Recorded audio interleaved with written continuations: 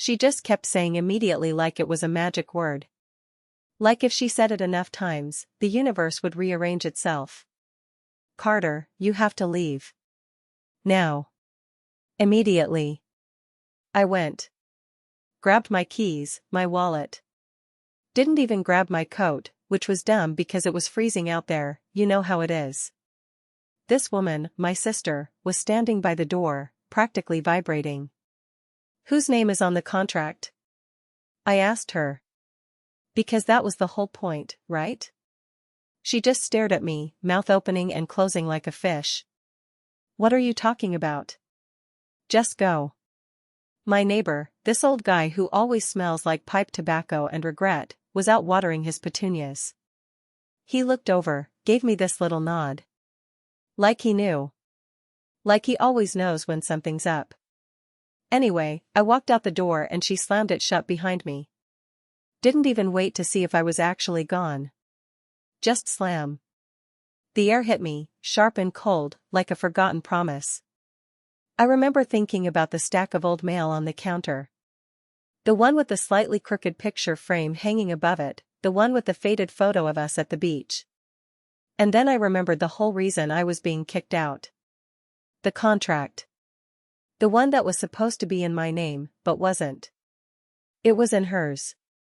Which felt like a betrayal of oceanic proportions. I was trying to remember when she'd even signed it. Was it last Tuesday? Or maybe Wednesday. It was definitely a weekday. You know, the kind where the sun feels like an accusation. I walked down the street. My left knee starting to ache, a dull throb that had been there since that time I fell off the bike trying to impress some girl. She probably doesn't even remember me. She thought she was so clever. Using my money, my connections, to get this whole thing set up. And then, at the last second, she'd switched it. Switched it to her name. The audacity, honestly. Like I wouldn't find out. Like I wouldn't have the proof. I pulled out my phone. Checked the encrypted folder. There it was. The scanned copy of the original agreement. The one with my signature, the one that proved she'd forged my consent on the final version. The signature on the final contract looked like a child's drawing of a snake. Mind you, this whole situation was a masterclass in gaslighting. She'd been so sweet about it all. Just a formality, Carter, she'd said. To streamline things. Streamline. Right. Streamlining me right out the door.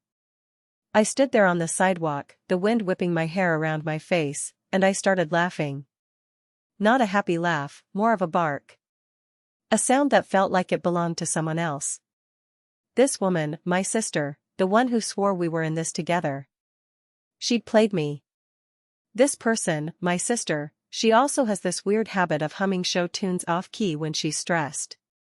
I could almost hear it now, a faint, reedy sound in the back of my mind, a soundtrack to my own eviction.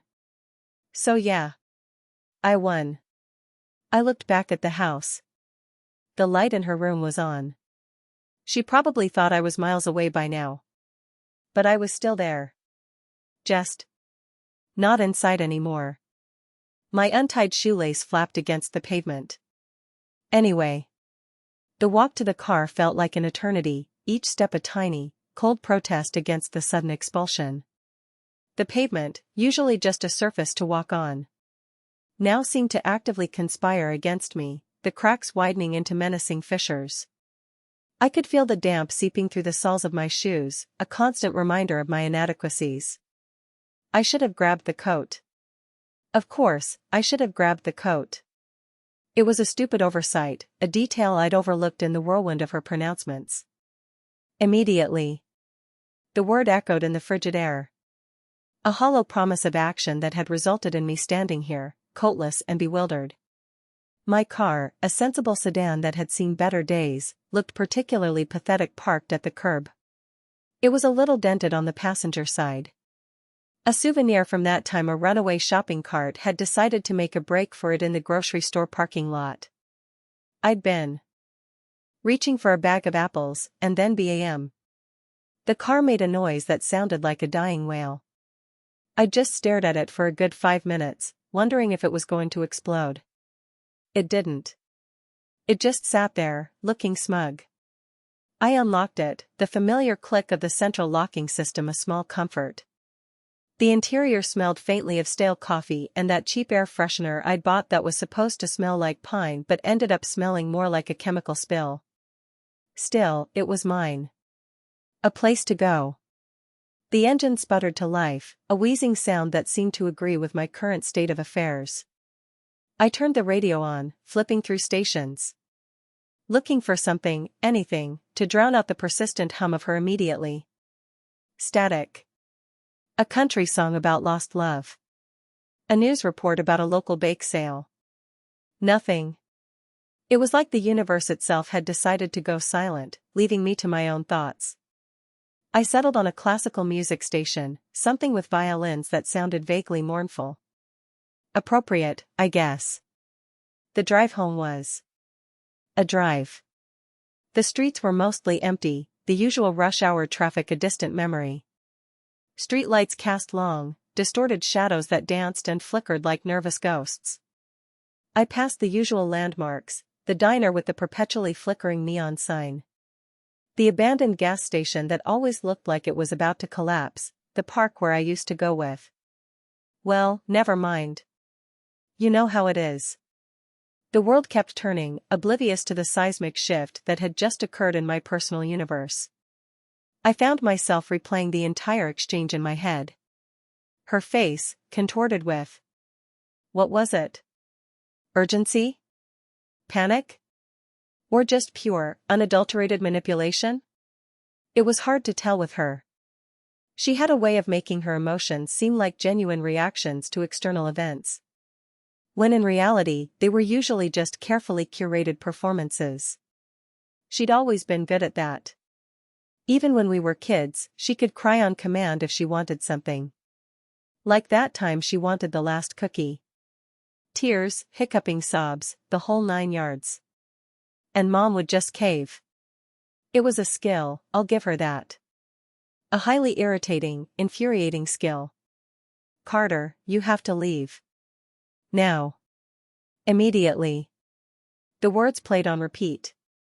What was she so afraid of? What was so urgent that I, her own brother, had to be physically ejected from the premises? It couldn't be about the contract. Not directly. Not in the way she was making it out. There had to be something else. Some hidden agenda.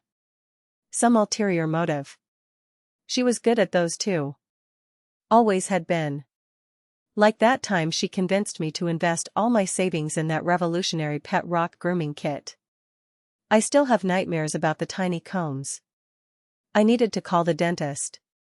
My appointment was next week, and I'd forgotten to confirm. I pulled up my contacts, scrolling through the alphabet. D. Dentist. Ah, here it is. I tapped the number, then hesitated. Should I call now? No, probably not the best time. I'd be driving. And besides, what would I even say? Hi, Dr. Miller, just calling to confirm my root canal. Also, my sister just kicked me out of my own house, so I might be a little distracted. Yeah, no. I'd call tomorrow. Or the day after. Whenever the existential dread subsided enough for me to string coherent sentences together. The house loomed into view. It was dark now. All the lights off except for the dim glow of the porch light, which flickered on and off like a dying heartbeat. It looked so normal. Like nothing had happened. Like I hadn't just been summarily dismissed. The air here, even outside, felt different. Thicker. Stale. It was the smell of home, I guess. Or what used to be home. Now it just smelled like her. The faint scent of her floral perfume. The one she insisted was sophisticated but always reminded me of my grandmother's potpourri. I pulled into the driveway, the gravel crunching loudly under the tires. The sound seemed to amplify in the stillness, a rude interruption to the quiet night. I killed the engine. The sudden silence was deafening. It was the kind of silence that presses in on you, making you hyper-aware of every tiny sound. The ticking of the car clock. The distant hum of traffic. The faint rustling of leaves in the wind. And then, underneath it all, I could almost hear it. That off-key humming. A phantom melody, a soundtrack to my own personal downfall. I sat there for a minute, just breathing. The cold seeped into the car, making my teeth chatter. I should have grabbed the coat. I really should have grabbed the coat. I looked at the house. The windows were dark, blank eyes staring out into the night. It was a betrayal, pure and simple. She'd used me. Used my money, my efforts, my very presence. To set this whole thing up, and then at the 11th hour, she'd pulled the rug out from under me. The contract. The damn contract. I pulled out my phone again. This time, I navigated to the securely encrypted folder. There it was, the scanned copy of the original agreement. My signature, bold and clear. And then the final version. The one she'd presented as the definitive document. Her signature, a shaky, almost illegible scrawl, looked nothing like mine. It was a child's drawing of a snake, a pathetic attempt at forgery. And the audacity of it all. To think I wouldn't notice. To think I wouldn't have the proof. Just a formality, Carter, she'd said, her voice dripping with faux sincerity. To streamline things. Streamline. Right. Streamlining me right out the door. The whole thing was a masterclass in manipulation. She'd played the innocent victim, the supportive sister, all the while plotting her own selfish gain. It was a classic gaslighting move. Make me question my own reality, my own sanity, until I was too disoriented to fight back. I leaned my head back against the headrest. The cold vinyl a stark contrast to the warmth of my burning cheeks. I started to laugh. It wasn't a happy laugh. It was more of a guttural bark, a sound that felt alien to me. A sound that belonged to someone else, someone who had been pushed too far. This woman, my sister, the one who swore we were in this together.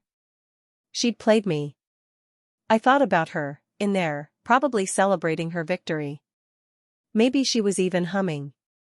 That awful, off-key humming. A little tune about how she'd outsmarted her big brother. It was almost comical, in a twisted sort of way. The lengths she would go to. The lies she would tell. I needed to do something. Something decisive. I looked at the house again. The lights were still off. She probably thought I'd be halfway to the next state by now. But I wasn't. I was still here. Just not inside. My untied shoelace flapped against the pavement, a small, insignificant detail in the grand scheme of things. I put the car in reverse, the engine groaning in protest. The crunch of gravel was even louder this time. I backed out of the driveway, the headlights sweeping across the darkened lawn. I didn't look back. I couldn't. The drive to my friend Mark's place was a blur. I remembered calling him, my voice raspy and strained. Mark? Yeah, it's me. Listen, I'm in a bit of a situation. Can I crash on your couch for a few days? Yeah. No, I'll explain later. Just. Thanks, man. He'd said sure, no problem, just come over.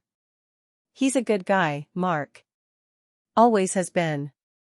He doesn't ask too many questions, which is exactly what I needed right now. The smell of exhaust fumes filled the car. I kept the windows down, letting the cold air rush in, trying to clear my head. It didn't work. The cold just made me shiver more. I thought about that time we went camping, and I forgot to pack a sleeping bag. I spent the whole night huddled under a pile of damp leaves, convinced I was going to freeze to death. Mark had just laughed and thrown his extra blanket at me. He's always been more practical than me. I passed a convenience store. The fluorescent lights hummed, a sickly yellow glow spilling out onto the empty street. I remembered buying a pack of gum there once, and the cashier had tried to shortchange me. I'd pointed it out, and she'd gotten all defensive. Are you calling me a thief? She'd snapped. I just said, no. I'm just saying you owe me 50 cents. She'd grudgingly given me the change, but her eyes had been like daggers. It was the principle of the thing, you know? I was thinking about the contract again. How she'd manipulated me. How she'd made me feel like I was the one in the wrong. It was classic psychological warfare. She'd always been good at that. Even when we were kids, if she wanted something, she'd make you feel guilty for not giving it to her. Like that time I ate the last of the ice cream. She'd cried for hours, and Mom had made me go to the store and buy her a whole new tub. I was like, 10. It was ridiculous. And the humming. I could almost hear it now, a faint, reedy sound in the back of my mind. A soundtrack to my own eviction. She probably had a whole repertoire of show tunes she'd break out when she was stressed. Little did she know, I knew all her tells. I knew when she was up to something. I pulled up to Mark's place. His porch light was on, a beacon in the darkness. I parked the car, the engine finally falling silent. I sat there for a moment, the silence pressing in on me. I looked at the house. The house I'd been kicked out of. It was a betrayal, pure and simple. She'd used me. Used my money, my connections, my trust. And for what? To get her name on a piece of paper. The audacity, honestly. Like I wouldn't find out. Like I wouldn't have the proof. I reached for the door handle, my hand trembling slightly. I was still cold. I really should have grabbed the coat. I stepped out of the car, the cold air biting at my exposed skin. The pavement felt hard and unforgiving beneath my feet. My shoelace flapped against the ground, a small, insignificant detail in the grand scheme of things. I walked towards Mark's door, each step a small, deliberate act of defiance. I wasn't going to let her win. I wasn't going to let her get away with this. I had the proof. I had the original contract. And I wasn't going to forget it. Not ever. I rang the doorbell. Mark opened the door, a sleepy smile on his face. Hey, man. Come on in. I stepped inside, the warmth of the house enveloping me. It smelled like stale pizza and Mark's questionable attempts at cooking. It was a good smell. A safe smell. So, Mark said, rubbing his eyes. What's going on? I took a deep breath. It's a long story, Mark. He just nodded. I got time. And I started to tell him. I told him about the contract. About the forged signature. About the eviction. About the humming. I told him everything. And as I spoke, I could feel the anger slowly draining away, replaced by a cold, hard resolve. I won. I looked back at the house. The light in her room was on. She probably thought I was miles away by now. But I was still there. Just not inside anymore. My untied shoelace flapped against the pavement. Anyway.